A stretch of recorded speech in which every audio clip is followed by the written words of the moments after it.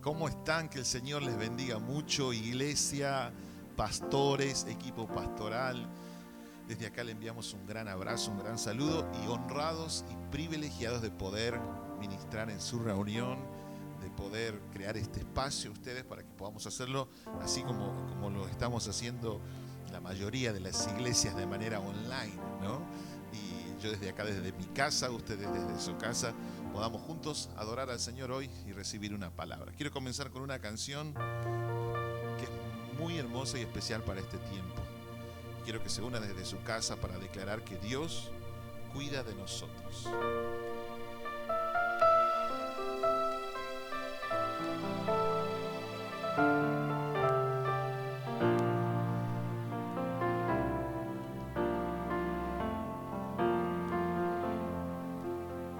Necesito aprender un poco aquí, necesito aprender un poco allí, necesito aprender más de Dios, porque Él es quien cuida de mí. Si una puerta se cierra aquí, otras puertas se abren allí. Necesito aprender más de Dios, porque Él es quien cuida de mí. Dios cuida de mí. Lo declaramos juntos. Dios cuida de mí. Bajo la sombra de sus alas, Dios cuida de mí. Yo amo su casa y no ando solo. No estoy solo porque Dios cuida de mí, Dios cuida de mí, bajo la sombra de sus alas, Dios cuida de mí. Yo amo su casa y no ando solo, no estoy solo porque Dios cuida de mí.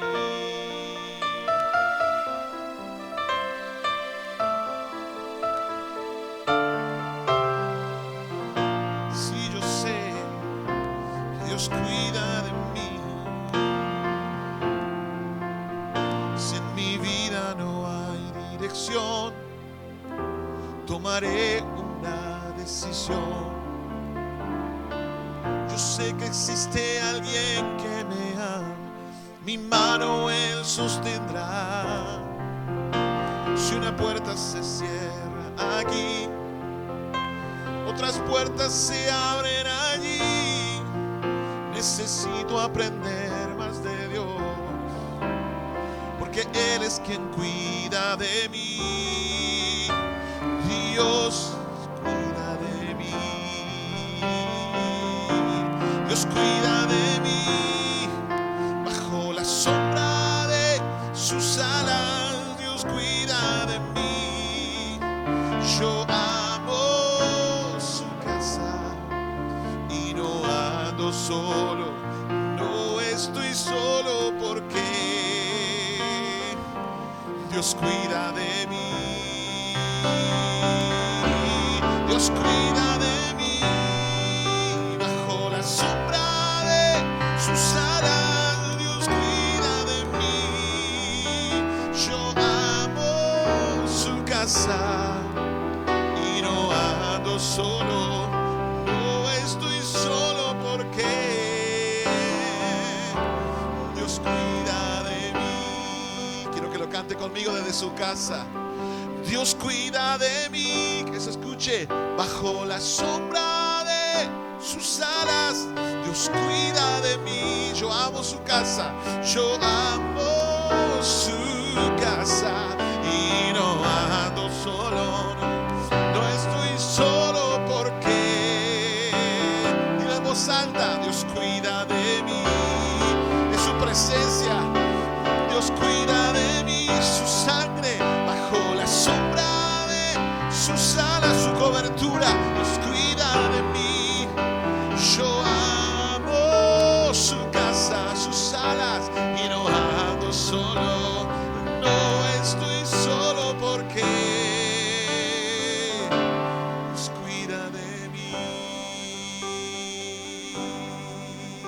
yo sé, sí yo sé.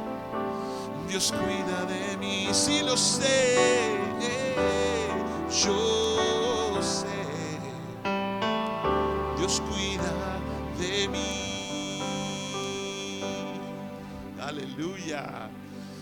La segunda canción que quiero ministrar es una canción que el Señor me dio hace muy poquito en esta cuarentena, en este tiempo de aislamiento, y está basado en el Salmo 27, en el versículo 1 y 2, en el versículo 4 y en el versículo 13, ¿no? Donde este salmo tan precioso, tan maravilloso dice: el Señor es mi luz y mi salvación, ¿de quién temeré?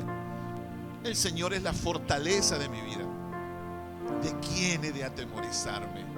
Es un salmo poderoso, un salmo escrito en una situación donde David estaba rodeado de sus enemigos, donde había mucha presión, donde su vida corría peligro, pero él se refugiaba bajo la sombra de la presencia del Señor. Él se refugiaba en la casa del Señor. Él se refugiaba en la presencia de Dios. Y esta es la idea de este salmo. Uno de estos días en que estaba leyendo este salmo, comencé a tocarlo con el teclado, y de pronto surgió esta melodía hermosa para ponerle música a estas palabras tan poderosas del salmista, que dice así: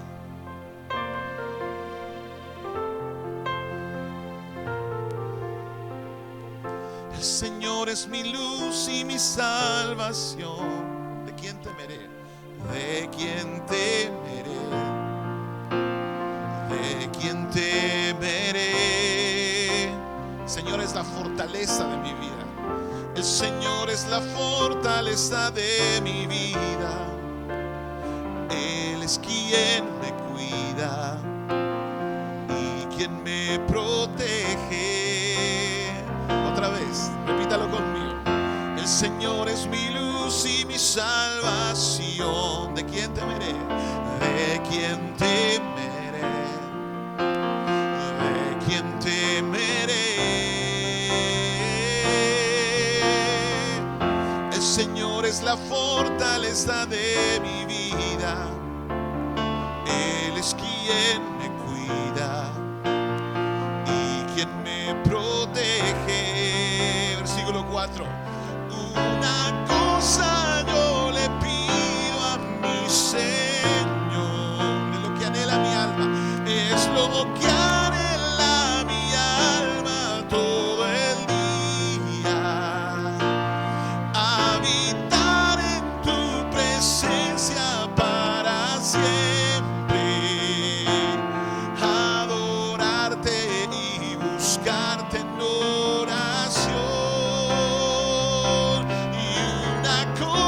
Yo le pido a mi Señor, es lo que anhela mi alma, es lo que anhela mi alma todo el día: habitar en tu presencia para siempre, adorarte y buscarte en oración. El Señor es mi luz y mi salvación. ¿De quién temeré? ¿De quién temeré? El Señor es la fortaleza de mi vida. El Señor es la fortaleza de mi vida. Él es quien me cuida y quien me protege. Versículo 13. Hubiera desmayado si no creyese que veré la bondad del Señor en la tierra. Hubiera desmayado si no creyese que veré la bondad del Señor en la tierra. El Señor es mi luz y mi salvación. ¿De quién temeré? ¿De quién temeré? ¿De quién temeré? El Señor es la fortaleza de mi vida. fortaleza de mi vida. Él es quien me cuida y quien me protege, es mi Señor.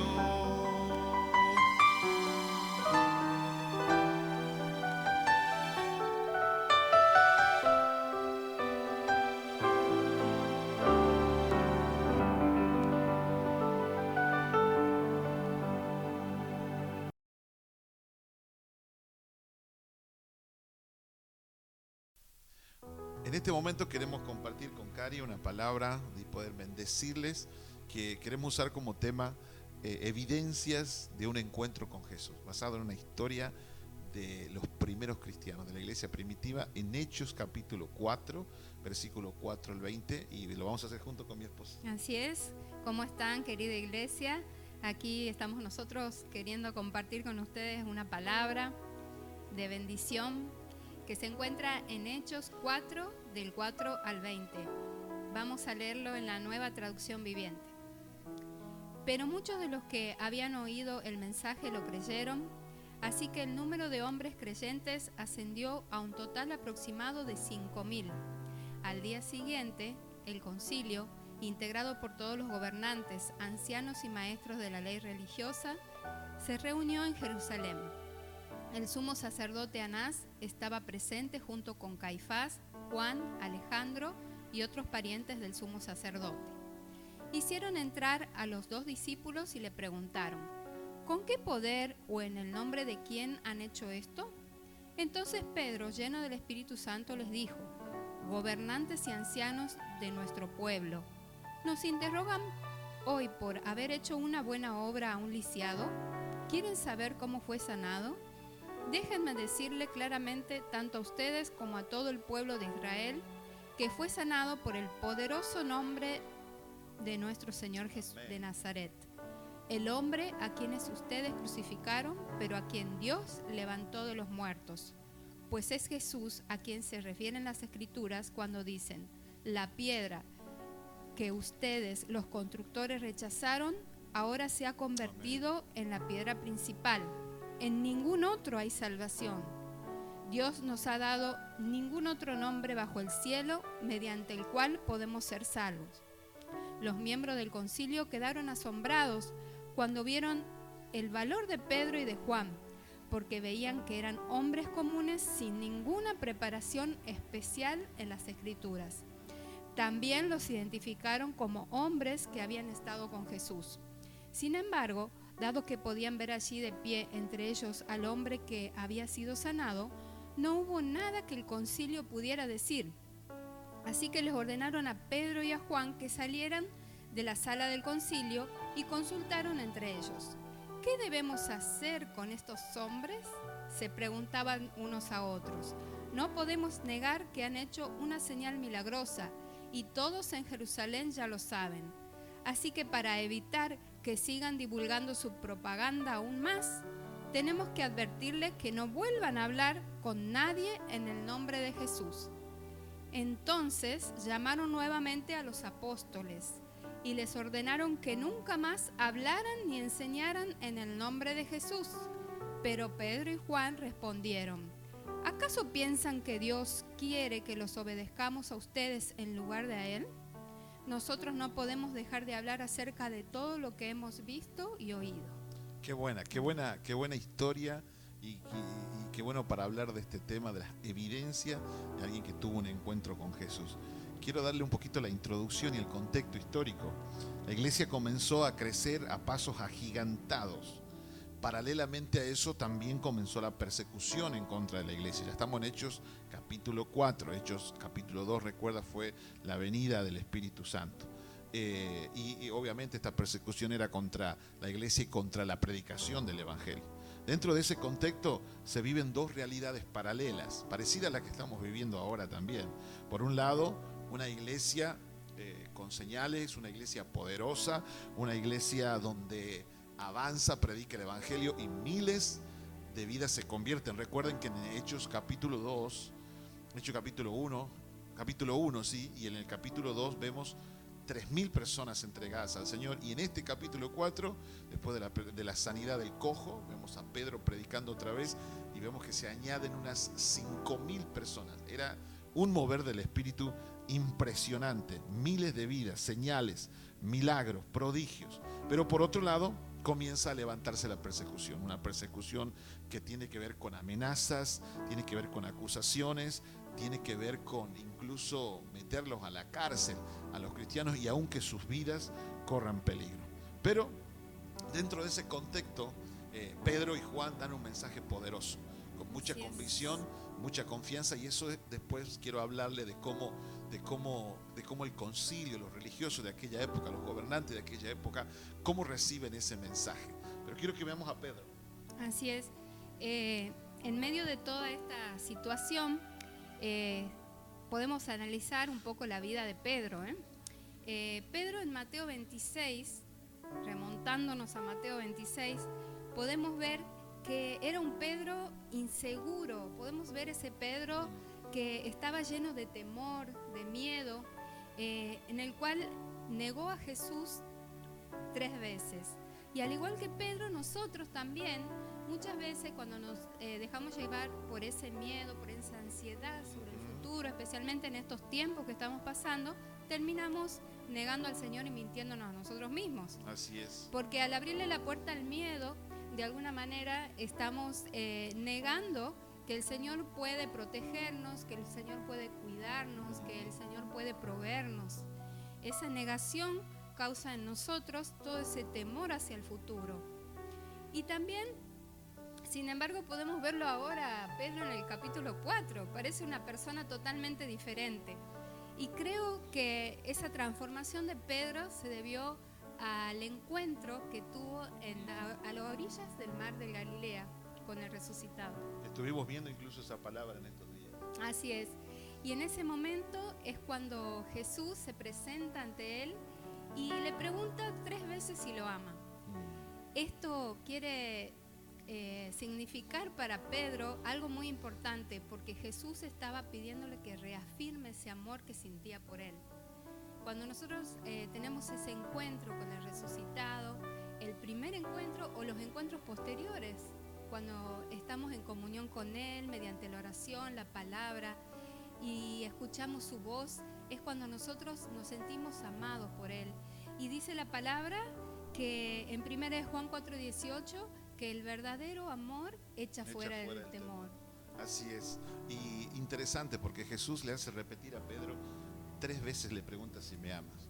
Y esta repetición de la acentuación en que Pedro tenía que repetirlo, sí Señor, te amo, tenía que ver con una verdad en la vida de Pedro que le traía sanidad. Porque por algo dice la Biblia, repetirás a los hijos y a los hijos de tus hijos la palabra, ¿no? Y también eso también desata el potencial que hay en nosotros. Así es. Porque al sentirnos amados por el Señor y a nosotros afirmarle a Él que lo amamos, nos sentimos seguros, y esa seguridad desata todo el potencial que Dios ha puesto en nosotros. Es de un punto muy importante, porque Pedro, antes de ese encuentro y de esa sanidad emocional que él tuvo, que hasta en ese momento tenía sentimientos de fracaso, hasta ese encuentro en la orilla del mar, un sentimiento de fracaso, de incertidumbre, ¿qué va a ser de mí cuando se vaya el Señor otra vez? ¿Qué será de mi vida? ¿Volveré otra vez a pescar? ¿Volveré otra vez a hacer lo mismo de siempre? Y en ese contexto él recibe, a través de esta repetición que Jesús le pregunta a él y él tiene que contestar, ahí se produce la sanidad. Y eso, como vos decías, Cari, desata el potencial. Así es. Porque después, unos días más tarde, en Hechos capítulo 1 y capítulo 2, él predica y se convierte en 3.000 personas. Esto es un principio muy importante, porque cuando Cristo se hace evidente en nuestra vida, nuestro potencial se despierta. Exactamente, todos esos frutos que el mismo Espíritu Santo hace crecer y hace nacer en nuestro corazón, se ponen en evidencia cuando tenemos ese encuentro real con Cristo, cuando mediante la comunión diaria podemos echar por tierra, digamos, todas las ansiedades, todos los temores, y sentirnos seguros de su cuidado y su protección. Así es. Y quiero meterme ahora en el grueso de la historia, y lo voy a hacer de manera práctica y corta. Si hay un versículo que yo tuviera que destacar, es el versículo para poner base en lo que estamos hablando, es el versículo 13 del capítulo 4. Dice: los miembros del concilio, y ahí quiero poner base, quedaron asombrados cuando vieron el valor de Pedro y Juan.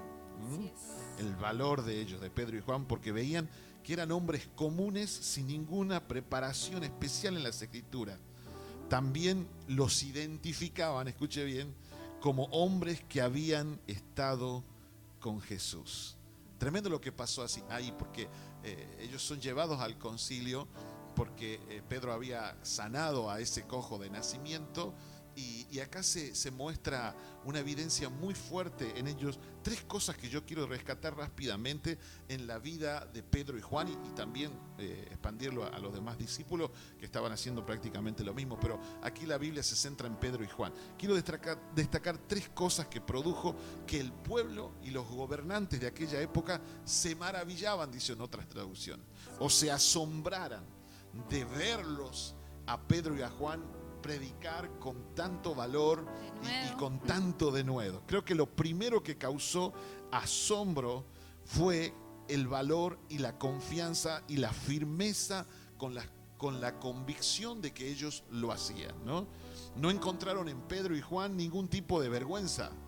Como decía Karin, ya no ese Pedro parece otra persona. Parece otra persona. Parece que estamos hablando de dos personas diferentes. No, ahora ese mismo, y las situaciones eran muy parecidas, en un contexto donde él tenía que defender a Jesús, no lo hizo, lo negó, y ahora lo está defendiendo en un contexto también parecido, donde vienen a acusarlo, donde vienen los religiosos de aquella época. Pero acá bien vemos un Pedro y un Juan sin vergüenza, sin miedo, ni tampoco con esa incertidumbre de la falta de convicción en su predicación. Ellos lo que hablaban lo vivían, ellos lo que hablaban lo experimentaban. Lo segundo por el cual se maravillaban, según la Biblia lo dice, y se asombraban, es que eran hombres, dice, sin letras. O sea, ellos carecían de una formación académica y religiosa de aquellos tiempos. No pertenecían ni a los rabinos, ni a los sacerdotes, no pertenecían ni a los escribas, ni a los saduceos, ni a los fariseos. No venían de ninguna casta religiosa. No eran ninguna de estas cosas. Y esto obviamente los desconcertaba, porque hablaban con tanta fluidez y tiraban datos históricos. Era el mismo Espíritu Santo fluyendo a través de ellos. Y lo tercero que causó asombro en este milagro, en esta acusación, y los gobernantes mientras lo rodean, lo tercero que causó asombro fue ver el milagro, la evidencia del milagro. Tremendo. La evidencia del milagro. Hechos 4:14, ahí pegadito al 13, dice: sin embargo, dado que podían ver allí de pie al hombre que había sido sanado, eso no se podía negar. No hubo nada. El testigo estaba ahí con presente. Ellos. No hubo nada que el concilio pudiera decir. En otras palabras, no tenían argumentos ante la evidencia sobrenatural que Pedro y Juan manifestaban. Dice al final del versículo 13, estas tres cosas asombraban, ¿no? La firmeza, que no lo hacían con miedo, no lo hacían con temores. Esto asombraba mucho, ¿no? Esa característica. Segundo, que eran hombres comunes, sencillos como nosotros. Y tercero, que Dios se manifestaba con milagros. Y quiero decirle, fíjese cómo termina el verso 13. También los identificaron como hombres que habían estado con Jesús. Las huellas de Jesús y su poder eran evidentes en la vida de los primeros discípulos. Y quiero cerrar con esto. Estas tres características que encontraron en Pedro y Juan son las características que tenía Jesús. Jesús predicaba con valor, con firmeza, con sencillez. Jesús no era de la casta religiosa, y a Jesús lo respaldaban los milagros. Y creo que esas tres características también nos deben identificar a nosotros. Sí, y no te preocupes, sí. Yo creo que también nos debe animar. Nos debe animar porque muchas veces nosotros creemos que tenemos que tener todos los estudios teológicos, los seminarios, y para hablar de Jesús, para encaminarnos en esa comisión que Él nos dio, Simplemente necesitamos ser como Él, que nos identifiquen que hemos estado con Él, que Así hemos es. pasado tiempo Que con hemos Él. tenido la experiencia con Él. Ese es el sello de ser seguidores de Jesús. Así es. Y estas características también deben estar en nosotros, Amén. ¿no? Debemos ser valientes en predicar, debemos tener un testimonio de vida y los milagros de Dios deben manifestarse. Así es. Y eso es lo que ve el Señor. Con esto no estamos diciendo que no hay que estudiar, no, usted prepárese, avance, supuesto. crezca, pero sepa que el Señor mira el corazón. Exactamente. Concluyo con esto. En Marcos 3:14 dice que Jesús los escogió a ellos, no escogió ningún fariseo ni saduceo, dice que escogió y estableció a 12 normales y comunes para que estuviesen con Él y para enviarlos a predicar. Hay una frase que quiero terminar y dice: Dios no llama, la escuché hace muchos años cuando era más jovencito. Dios no llama a los capaces, sino que capacita a los llamados. Amén. Señor, bendigo a tu pueblo, bendigo a tus hijos y declaro, Señor, que ese mismo poder, esa evidencia y esa valentía en este tiempo de aislamiento, de cuarentena, también está en tu iglesia y en tus hijos. En el nombre de Jesús, que haya milagros en este tiempo sobrenaturales, señales, que haya testimonios de vidas que han experimentado la presencia de Dios y las huellas de Jesús han sido marcadas en ellos y puedan manifestarlo a través de su vida y de sus obras. Señor, libra a tu iglesia y a las personas del miedo, del pánico, de la depresión, y la evidencia de la experiencia contigo se haga realidad en sus vidas. En el nombre de Jesús. Quiero terminar con esta canción. No tengo cuidados ni tengo temor de lo que me espera aquí. Un viejo himno muy bello. Confío tan solo en mi buen Salvador, el cual cuida siempre de mí.